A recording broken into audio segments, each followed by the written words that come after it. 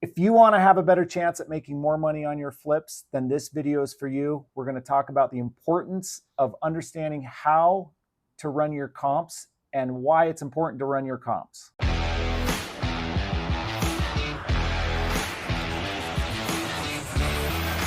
All right, we've done a video before about the detailed nature of how I run my comps from start to finish by pulling the tax ID, the old MLS, using the MLS, stuff like that. And at the end of this video, you'll see a link where you can refer back to that video for the details of how to do it. I wanted to have a little video that talks about more of the philosophy of why it's important to pull comps and why it's important to have a system and be a little bit more disciplined about it. Because, as you know, by accurately estimating the ARV when you start, combined with estimating the rehab numbers, will ensure your success, or at least give you a lot better chance on how to make money on a flip.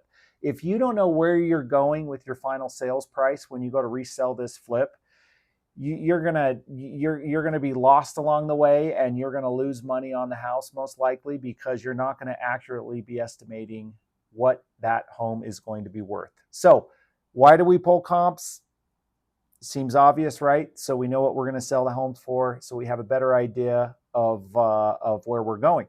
So we get asked all the time. I hear it all the time of like, well, I pulled Zillow or I pulled Redfin. And some of this does depend on the state you're in. I'm in Utah. Utah is a non-disclosure state, meaning we do not disclose, other than on the MLS that only realtors have access to, what the final sales price is for the sale of a home.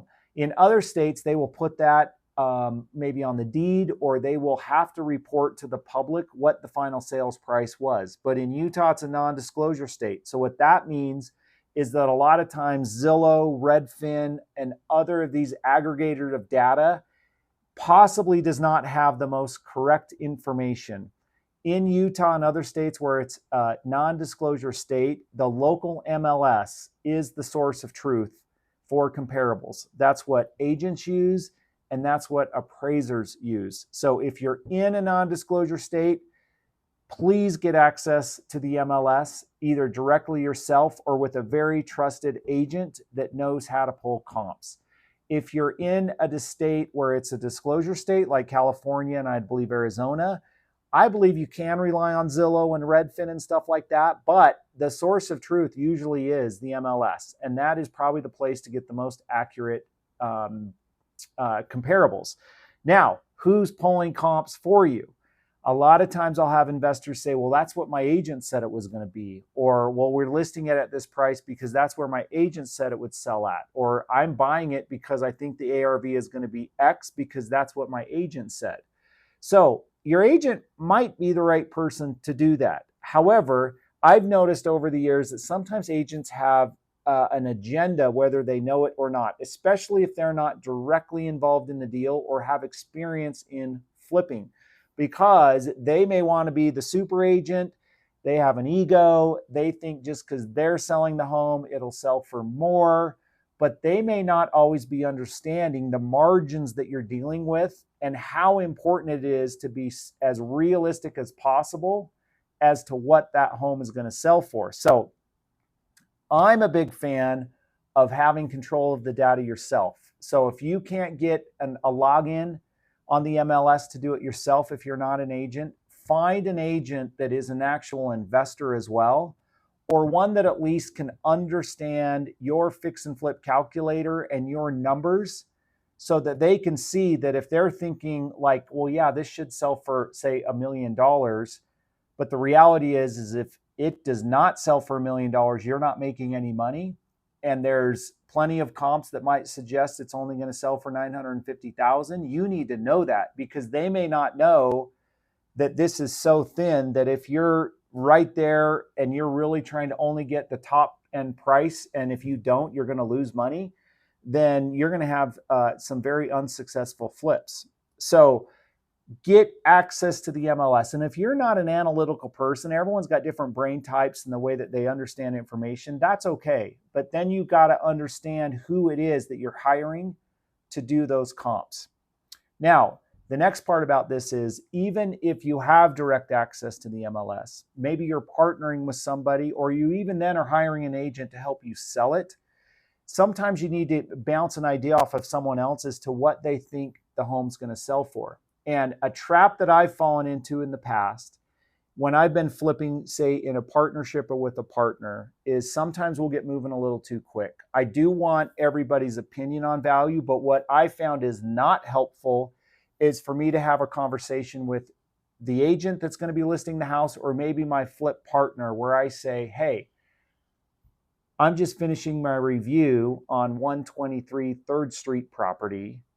I think the ARV is going to be $950,000. Why don't you take a look as well and tell me what you think? I don't think that's helpful, because then that person is either going to want to agree with you, or maybe they're going to get lazy and they're going to go, well, Matt's pretty smart. If he thinks it's 950, I'll quickly look at some. Yeah, I think it's probably 950 as well. There could be a chance that I'm having an off day, or I got lazy myself and I was looking at comps that maybe I wasn't as disciplined in looking at or considering. And then my partner just doesn't do anything. And really, we both should have been paying more attention. And it really is probably only a $900,000 ARV. We spend all this money on the flip. We look at it after and it's like, well, why in the world did we think this was a $950,000 flip? So the point here is, don't have groupthink. What I like to do is, it's like a blind study or test, and just say, listen, here's 123 23rd Street. Why don't you just tell me what you think it's going to sell for after we do this, this, this, and this to the house, and let that person give you their feedback without any influence from you, and vice versa. Then you can compare it and have a real conversation about, well, man, you came up with 850, I came up with 950. Let's drill into the comps. Let's see why we're off. Or if both of you are kind of like on the same page, then I think you can feel pretty confident that that's your number. Other things that sometimes people, and you got to remember with flipping and looking at comps, anytime you're analyzing data, we're all humans. So it's not as easy to just say, oh, like a robot, these factors come in, this is what it's worth, because sometimes we really want a deal to work. So we'll justify using other comps or justify other reasons why we think our house should be worth more. And so different pitfalls where I've seen it. Maybe your house has a really crappy floor plan and you're comparing it to other homes that probably have a better floor plan, even though the square footage is the same. So you've got to make adjustments based on the strengths and weaknesses compared to the other comps that you're looking at. In some neighborhoods, garages are super important. In some neighborhoods, they're not. In some neighborhoods, lot size is really important, and sometimes they're not. Sometimes people will cherry pick comps, and I see realtors do this all the time, because again, they want to be like the hero and be like, well, I can get you that best price, right? But it doesn't help if you're looking at an area where you have sufficient comps in and around your comp area, but there's better comps maybe in a neighborhood right outside, and you're using those comps, even though there's plenty of comps that are way more similar to yours. And sometimes that happens because you really want to do the deal, and the deal would make a lot more sense if it would just sell for a little bit more, and you're pulling comps from another neighborhood just to make you feel good. So this maybe goes more to like your logical brain versus your emotional brain. And saying no is a really, really hard thing. I mean, if we said no to every deal, obviously we'd not be flipping homes or doing anything. So you got to have a little bit of discipline over your emotional mind and your emotional decision-making when you're looking at comps. The easiest houses to compare are the ones in neighborhoods where most of the homes are all built the same year, the same style, the same relative square footage, and those typically end up being like a first-time homeowner neighborhood, because most builders were like production builders, and they would build most homes the same style and design, etc. And so those ones are always the easiest, because there's going to be plenty of comps in and around the neighborhood. They're all going to have similar features. But as neighborhoods mature over time, people will do creative things to add value. So sometimes in neighborhoods where they were originally built without the garages, people will add garages. Maybe they'll add on. And so there will be some discrepancies there that might make comparing those homes a little bit more challenging. But for the most part, those are easy neighborhoods to comp. The harder neighborhoods to comp are more specialty properties, like say it's a cabin, or say it's in, more of a move up or luxury neighborhood and there's special views, or maybe the lot's a little extra nice, or walkout basement, or different things like that. So you've got to be aware of those and take that into account when you're dealing with, more of a higher end neighborhood.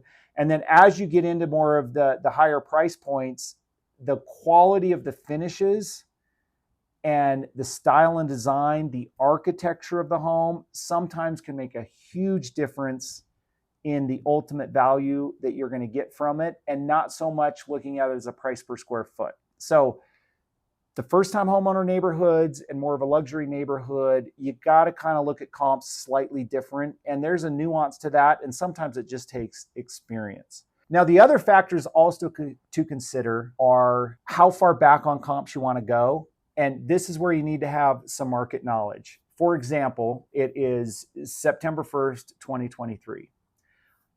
I normally like to go back 6 months, or not 6 months, 6 months, 180 days. Like go back 180 days with your comps, because that's usually what appraisers will go off of.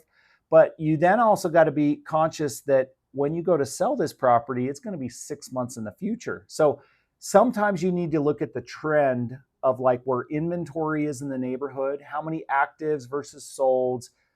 It's so hard to predict the future. I don't think it ever makes sense to predict that homes will appreciate just because you think the market's hot. That has proven to happen, but it also happens in reverse where the market cools.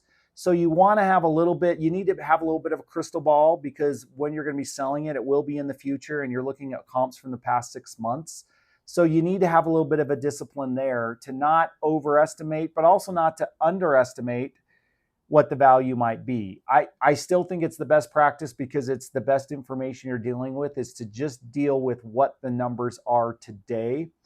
And then the other thing, when you look backwards, you got to be careful of, like, if we're at like I said, September of 2023 in Utah's market, I feel pretty confident that the last 6 months worth of comps are probably a pretty accurate indication of where things are going right now.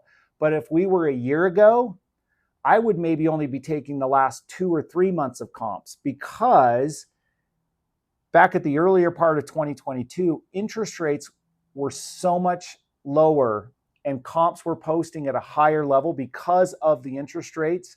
So those comps probably wouldn't help you, because values, as we saw at towards the end of last year, did drop. So you got to be aware of the market conditions that you're comping under. If the sold comps from 6 months ago were all coming from prior, buyers that were locking in rates at lower rates, where homes were more affordable and values were higher, that's a consideration. Like right now, our homes and the inventory has kind of been the same, and rates have been the same for the last 6 months. So it's a more predictable, easier, to use the last 6 months. So the time behind, or the number of days back that you're looking at comps, is also really important, as well as trying to predict the future, which is always really, really hard. So again, just to review, where are you getting your source of truth for the comps?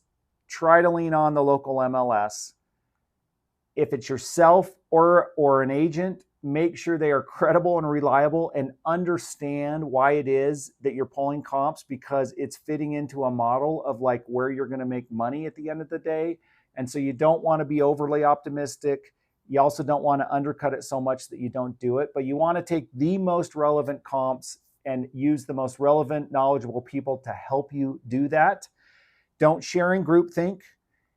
Don't tell people where you want the target to be. Let credible people and reliable people come up with the value on their own, and then compare it together. And then just be very aware of all the other factors involved, such as market conditions, interest rates in the moment, the neighborhood you're pulling comps from. If you're pulling comps because you really want to talk yourself into a better value, but really there's enough comps to satisfy it inside of your neighborhood. So having the discipline with your emotional mind and then understanding that there is more flexibility sometimes in those luxury neighborhoods where there's more subjective inputs or subjective reasons why some houses sell for more because of views, architecture, style, and design that may not be as affecting of the value in more of a first-time neighborhood.